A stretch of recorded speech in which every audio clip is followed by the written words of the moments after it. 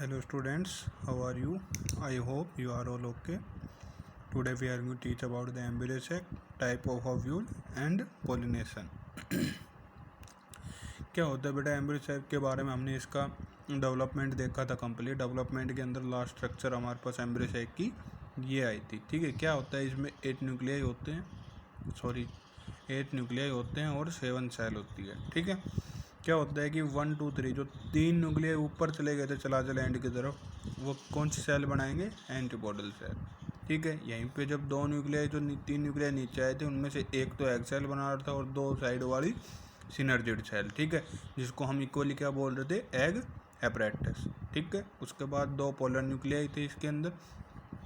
कोई भी embryo sac जिसके अंदर 8 न्यूक्लिएटेड होगा, जो कि 8 न्यूक्लिएटेड होगा, 8 न्यूक्लियाई होंगे और 7 सेल होंगी, उसको हम बोलते हैं polygonal type of embryo sac. ठीक है, उसके बाद इसको हम बोलते हैं मोनोस्पोरिक कंडीशन। मोनोस्पोरिक कंडीशन क्या होती है कि जब सिर्फ 1 मेगास्पोर एम्ब्रियो सैक बनाता है, क्योंकि 3 थे हमारे पास, वो तो डिजनरेट हो गए थे और क्या बचा था? सिर्फ 1 मेगास्पोर बचा था, जो क्या बना रहा था? Embryo sac.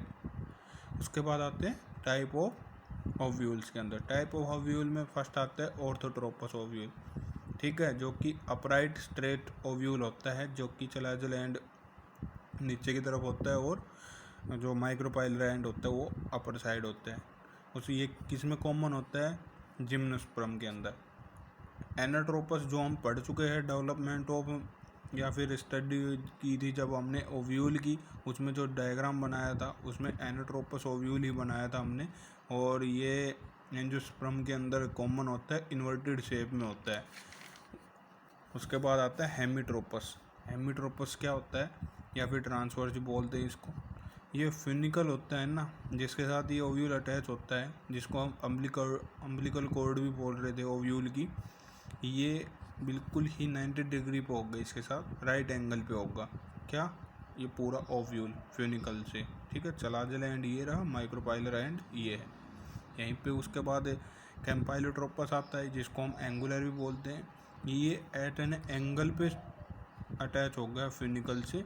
ठीक है, जो बॉडी प्रेजेंट होगी वो एक एंगल पे प्रेजेंट होती है, इसको हम बोलते हैं कैम्पाइलोट्रोपस या फिर एंगुलर। उसके बाद आता है एम्फीट्रोपस और सर्सिनोट्रोपस। तो सबसे पहले एम्फीट्रोपस में क्या होगा? एम्फीट्रोपस में ये होगा, ये एम्ब्रियो सैक होता है अंदर से, ये हॉर्स शू शेप में होता है। वहीं पे सर्सिनोट्रोपस में क्या होता है, जो ये एम्ब्रियो सैक होगा ना, ये अपराइट स्ट्रेट तो होगा, पर क्या होगा इसमें? एक कंप्लीट रोटेशन हो जाएगी फिनिकल की, उसके बाद ये अपराइट स्ट्रेट होगा, इसको हम बोलते हैं सर्सिनोट्रोपस। ठीक है, उसके बाद है पॉलिनेशन।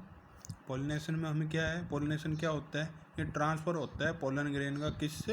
एंथर से। कहाँ पे? स्टिग्मा पे, जो कि फीमेल पार्ट होता है।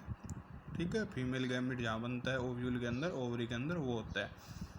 पोलन ग्रेन मेल पार्ट होता है, जिसको हम मेल गैमेट बोलते हैं, इसको फीमेल गैमेट बोलते हैं। Transfer of pollen grain from anther, ठीक है, टू स्टिग्मा। पॉलिनेशन 2 टाइप के होते हैं इसके ट्रांसफ़र होने पे। सेल्फ पॉलिनेशन होता है, दूसरा क्रॉस पॉलिनेशन होता है। सेल्फ पॉलिनेशन क्या होता है? इसके 2 टाइप होते हैं, ऑटोगैमी और गिटेनोगैमी। ऑटोगैमी में क्या होगा? Transfer of pollen from anther to stigma of same flower. जब एक ही फ्लावर पे स्टिग्मा और एंथर दोनों प्रेजेंट है और पोलन ग्रेन का ट्रांसफ़र हो उसी फ्लावर के स्टिग्मा पर, उसको हम बोलते हैं ऑटोगैमी। गिटेनोगैमी क्या होता है? Transfer of pollen grain from anther of one flower to stigma of another flower of the same plant. Plant same होगा, फ्लावर अलग अलग होंगे।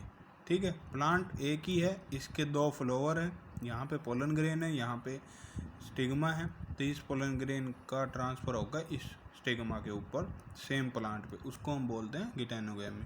उसके बाद आता है क्रॉस पॉलिनेशन। ठीक है, क्रॉस पॉलिनेशन को हम जीनोगैमी बोलते हैं या फिर एलोगैमी बोलते हैं। इसमें क्या होता है कि ट्रांसफ़र ऑफ पोलन तो होता है, ये सब में हो रहा है ट्रांसफ़र ऑफ पोलन, तो ठीक है, उसी को हम पॉलिनेशन बोल रहे हैं। क्या होगा? From anther of one flower या फिर one plant to the stigma of another flower या फिर another plant of the same species. इसमें क्या होगा, इसमें के अंदर तो हो रहा था सेम प्लांट था, अब क्या है स्पीसीज सेम है, प्लांट अलग अलग हो सकते हैं और फ्लावर भी अलग अलग हो सकते हैं, स्पीसीज सेम रहेंगी। अगर प्लांट अलग हो गए तो फ्लावर अलग हो गए, ठीक है, और स्पीसीज सेम है। तो एक प्लांट ये है, एक प्लांट ये है, जब इसका पोलन ग्रेन इस प्लांट के ऊपर जाएगा इसको हम बोलते हैं क्रॉस पोलिनेशन या फिर जिनोगेमी और एलोगेमी। उसके बाद क्रॉस पोलिनेशन होता है, ये ऑलवेज है ना, डिपेंड करता है किसी एक्सटर्नल एजेंसी पे जो पोलन ग्रेन को लेके जाए। विंड भी हो सकता है, इंसेक्ट भी हो सकता है, वाटर हो सकता है, बर्ड, ठीक है, इनके ऊपर इनको बताया गया है। जब एयर से पोलन ग्रेन ट्रांसफर होगा उसको बोलते हैं एनिमोफिली, वाटर से होगा तो हाइड्रोफिली, इंसेक्ट से होगा एंटीमोफिली, बर्ड से होगा तो ऑर्निथोफिली, यहीं पे एनिमल्स से होगा तो जो जूफिली। ठीक है बेटा, ये थोड़े कुछ इम्पोर्टेंट टाइप है बैट्स, आंट्स और स्नेल के बारे में। स्नेल के बारे में होगा मेलेपोफिली, ठीक है, ये मिनमैकोफिली आंट से, और बैट से हो गए तो कायरोप्टेरोफिली। ठीक है।